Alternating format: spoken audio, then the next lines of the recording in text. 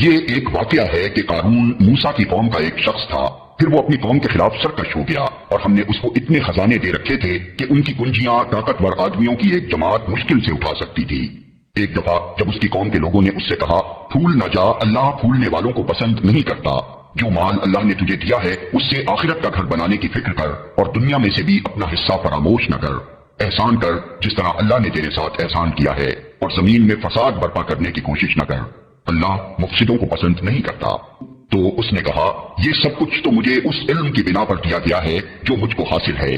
کیا اس کو یہ علم نہ تھا کہ اللہ اس سے پہلے بہت سے ایسے لوگوں کو ہلاک کر چکا ہے جو اس سے زیادہ قوت اور جمعیت رکھتے تھے؟ مجرموں سے تو ان کے گناہ نہیں پوچھے جاتے۔ ایک روز وہ اپنی قوم کے سامنے اپنے پورے ٹھاٹھ میں نکلا۔ جو لوگ حیات دنیا کے طالب تھے وہ اسے دیکھ کر کہنے لگے، کاش ہمیں بھی وہی کچھ ملتا جو قارون کو دیا گیا ہے، یہ تو بڑا نصیبے والا ہے۔ مگر جو لوگ علم رکھنے والے تھے وہ کہنے لگے، افسوس تمہارے حال پر، اللہ کا ثواب بہتر ہے اس شخص کے لیے جو ایمان لائے اور نیک عمل کرے، اور یہ دولت نہیں ملتی مگر صبر کرنے والوں کو۔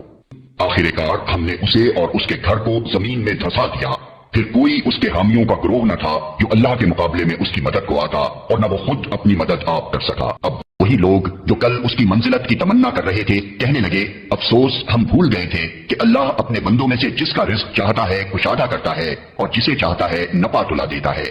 اگر اللہ نے ہم پر احسان نہ کیا ہوتا تو ہمیں بھی زمین میں دھسا دیتا۔ افسوس ہم کو یاد نہ رہا کہ کافر فلاح نہیں پائے۔